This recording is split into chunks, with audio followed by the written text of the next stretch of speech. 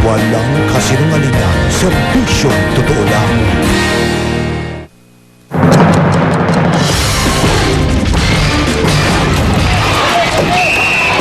Matapos ang karahasan sa demolisyon sa North Triangle, Quezon City, relokasyon ng mga Pinales, pansamantalang pinatigil ni Pangulong Aquino. Sunog! Sumiklab malapit sa mga bahay na dinemolish kahapon. Pilipinas at Amerika pumirma sa kasunduan para sa mahigit $400 million project.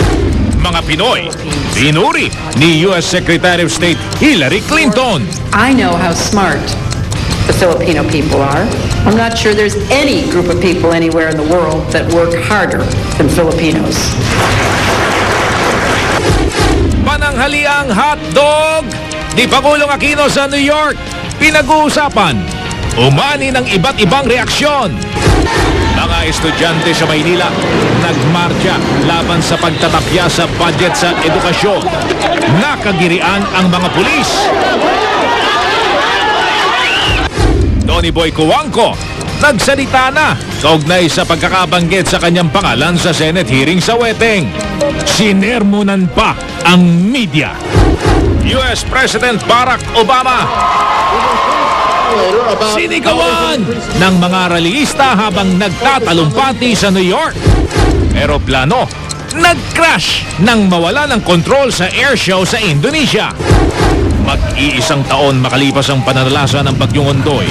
Mga tagpo sa kakaiba pero espesyal na kasalan nung kasagsagan ng mga ulan at baha. Babalikan! Sulyapan ang mga litrato ng pamamasyal at pagpapakasal ni Robin Padilla at Mariel Rodriguez sa India. At Gillian Ward naghahanda na para sa kanyang pelikula.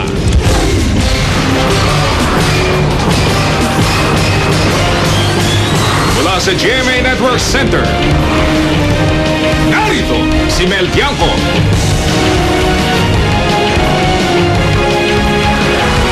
Ito ang 24 oras.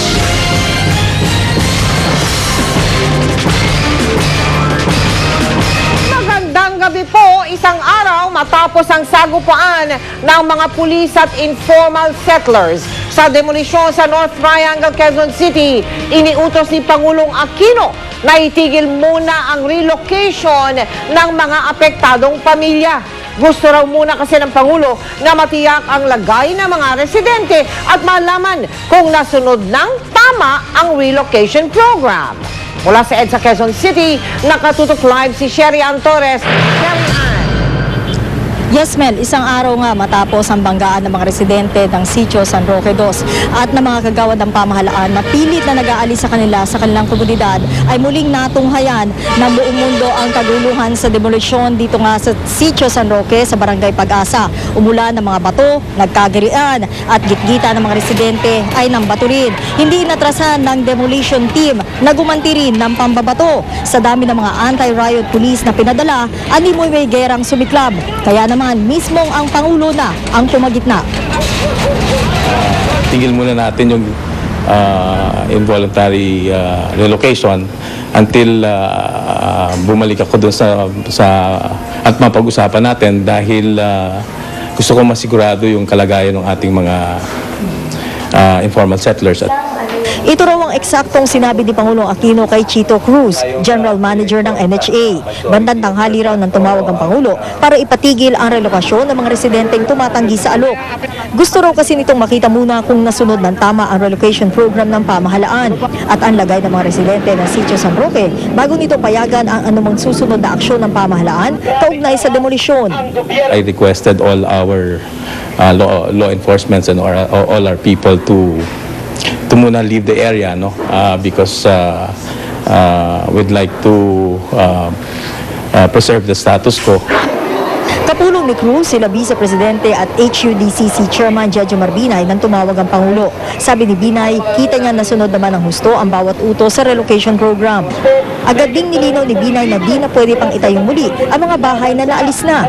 Anumang oras pwede na rin daw lumipat sa relocation site ang mga gusto nang umalis. Hindi porket suspended yung demolition, pwedeng magtayo. Kasi yung iba maglalakas loob naman. bawal naman yun. Hindi naman tama yun. Hindi naman tama yun. Yung relocation. Oh, yung location, tuloy yun. Nandun yung nag-iintay yun. Yung mga gustong lumikas nila. Ilang oras bago ito, nagtipon-tipon sa Sitio San Roque ang mga kapatid nating Muslim na taga-Sitio San Roque II. 1979 pa raw sila nakatira rito at hindi nila iiwan ng lugar. Masama raw ang loob nila kay Quezon City Mayor Herbert Bautista. Nung kampanya raw kasi, nangako sa kanila ang bayaw nitong si Romnick Sarmenta na di sila aalisin doon. Pero taliwas naman daw ang nangyari. Pinaasa pa niya kami na huwag kayong mag-alala. Oras ng kayo'y didimulitin dito, nasa likod nyo kami. Oh, saan ngayon ang pangako niya? Wala.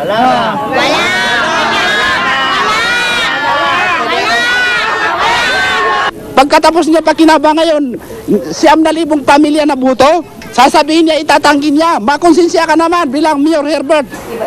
Agad naman itinanggi ni Bautista na may ganito siyang pangako. In our campaign, hindi kami nangangako sa kampanya. Ang binibigay namin programa at hindi kami nangangako sa kampanya. I never promised in the entire life o my political life na nangako ako. Hindi ako politiko na nangangako. Sa ngayon daw, sabi ni Bautista, nasa 2,000 pamilya na ang pumirma sa relocation program ng pamahalaan. Nasa 9,000 pamilya raw ang nakatira sa Sitio San Roque II. Mel, sa ngayon daw ay tuloy na yung mamamahagi ng pagkain at iba pang tulong ng Quezon City local government doon sa mga naapektuhan na residente dito nga sa enforced relocation. Samantala, napag-alaman natin mula sa NHA na sa 2011 ay bibigyang prioridad din daw nila itong relocation ng mga residente na nakatira sa mga estero o waterways. Gayon din yung nasa 2 condemned building doon sa Maynila. Mel? Linawin ko lang, Cherry Ana, ang eksaktong utos ng Pangulo yun lamang pansamantalang pagpapatigil ng relocation dyan sa Barangay Pag-asa, tama ba? Tama yan. Ibig sabihin ba yan, tigil na rin ang demolisyon? Pangunahing kondisyon ba yun na dapat merong relocation bago makapagsagawa ng legal na demolition? Oo, Mel, kasama ito doon sa nakasaad na sa batas na hindi talaga pwedeng bunutin sa isang komunidad ang isang illegal settler hanggat walang permanente o isang disente na relocation area na pagdadalan sa kanila. Mel? Ibig sabihin ngayon na meron na, wala nang pipigil pa sa demolition o pagpapaalis dyan. Ganun ba ibig sabihin nun? Yun ang sinasabi sa atin, Mel, nitong si Vice President Jejo Marbinay na siya ring chairman ng HUDCC. Maraming salamat sa iyo, Sherry Antones. Alam nyo ba na nasunog ang 2 bahay dyan sa Barangay Bagong Pag-asa kung saan ay nagkaroon nga ng demolisyon kahapon? Pero ang pagtitiyak ng mga otoridad, hindi daw sinadya ang sunog at wala raw itong kaugnayan sa pinatigil na demolisyon. Mula sa EDSA Quezon City, nakatutok live si Michael Patin. Michael. Mel, tigil nga ang demolisyon ngayon pero isang sunog naman ang bumulabog sa mga barangay Pag-asa. Kung kahapon mga motorista ang nabulabog ng demolisyon sa Barangay Pag-asa, mag-aalas 2 kaninang hapon naman, usok at apoy ang bumulabog sa mga taga rito. Agad din namang nakaresponde ang mga mamatay sunog. Ito naman sunog hindi lumaki dahil na-involve lamang dito 2 tahanan. Sa bahay ng isang Lilia Lopez umano nagsimula ang apoy na hinihinalang nagmula sa bukas na kalan. Mabilis na natupok ang 2 bahay. Nasugatan din ang 2 niyang anak na agad naman ang dinala sa ospital. Sinabi ng mga tao na makakita may sunog, sabi nila, lumingon, tumingala ako, may apoy talaga sa loob. Pero hindi ko alam kung saan nagmula yung sunog ko. May ilang residente namang naghinalang sinadya ang panununog. Pasensya ka na kahit kapit-bahay. Pasensya ka na. Hindi naman sasadya sunog Wala namang nagsabing sadya Yun nga lahat, wala nga sadya. Pasiyam na tayo na sunog, wala naman sinasadya. Bakit nagkakaulit-ulit ka din Huwag ka masyado Ayon sa BFP, agad nilang itinaas sa ikalimang alarma ang sunog. Kahit 2 bahay lang ang nasusunog, para na rin daw maiwasan ang mga haka-haka. Hinayaan na natin na mag-pip alarm dahil parang di na lumaki, no? Saka siyempre, sigurado natin dahil mamaya baka masabi ng mga tao na pinabayaan natin itong sunog. Kaya sinigurado natin na kompleto ang ating equipment para kung sakasakaling lumaki man itong sunog na ito, marami na kagad tayong gamit na nandito naka-standby. Marami na raw sa mga taga rito ang nagkusang maglipat ng bahay patungo sa relocation site sa Rodriguez Rizal. Pero may ilan pa ring nagmatigas. hinala ni Quezon City Mayor Herbert Bautista yung mga nambubuyo para magkagulo, posibleng mga miyembro ng sindikato. Aalis po kami dito pero yung dapat nasa tamang proseso po kasi hindi naman po kami mga hayop para paalisin nila kami ng ganun-ganun na lang. At saka yung sinasabi niya na mga tao rito, mga professional squatter, ngayon niya malaman at tukuyin niya kung sino-sino yung mga yon. Hindi lahat na tao dito nagpapaopa, hindi lahat na tao dito magnanakaw, hindi lahat na tao dito masama. At saka sapat na kabuhayan. Yun lang ang hilingin namin. Kung ang trabaho namin dito meron doon sa Montalban, okay, papayag kami anytime. Lilipat kami pero pag wala, mananatili kami dito sa lugar namin. Buhay kung patay. Pero sino nga ba ang mga tinatawag na professional squatters? So, ito yung mga kasama natin na walang bahay that took advantage of the government housing program. Professional engineers na paulit-ulit, hindi lang isa, dalawa, tatlo na may violation of the housing program ng gobyerno. Ngayon man, ayaw daw silang tawagin mga professional squatter ng gobyerno. Disqualified ka, pasensya na lang. Bakit? Pag qualified ka, 6,000. 6,000. And may bahay ka na doon sa... At may bahay ka pa. May linawin lang natin, ang mga informal settlers daw ay makakatanggap ng 6,000 pesos na financial aid at pabahay mula sa NHA sa Rodriguez Rizal. Ang mga disqualified naman na informal settlers ay makakatanggap ng 1,000 piso bilang financial aid. Mel? Michael, ano yung disqualified? Ito may sinasabi lang yung term na professional squatters, ika nga ito yung mga palipat-lipat para doon mag-take advantage ito yung mga itinuturing na pabahay ng gobyerno. Pero hindi sila qualified dito sa mga resettling areas na... Ibig sabihin, Michael, natukoy na kung sino yung mga unqualified. Sa yung mga sindikato na sinasabi nila. Sa 9,000 plus na families, Mel, 1,700 plus naman yung natukoy na unqualified o yung disqualified, ibig sabihin, ng mga sinasabing professional squatters. Maraming salamat sa iyo, Michael Fahatin. Kaligtasan mo sa Alerto 24. Ang mga police report sa Alerto 24 at iba pang maiinit na balita, ihahatid ni Jay Taruk. Jay! Salamat, Mel.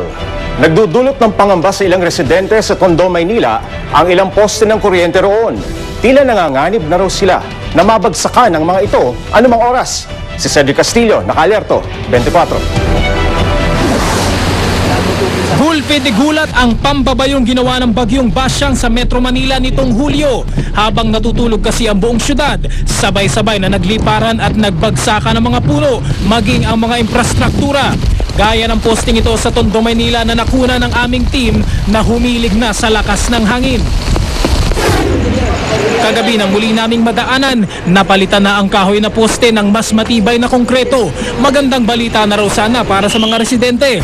Pero ang problema, ang tatlong magkakasunod na poste naman sa pareho pa ring lugar ang humilig at pinangangambahan ngayong sabay-sabay na bumagsak. Napalitan na yung isa, doon bumigay ito. Sa sobrang nabaltak niya isa. Sa posting ito sa kanto ng Kapulong at Velasquez Street sa Barangay 95 sa Tondo, tila batak na ang mga nakasabit na kable sa bigat at sa lalim ng pagkakahilig.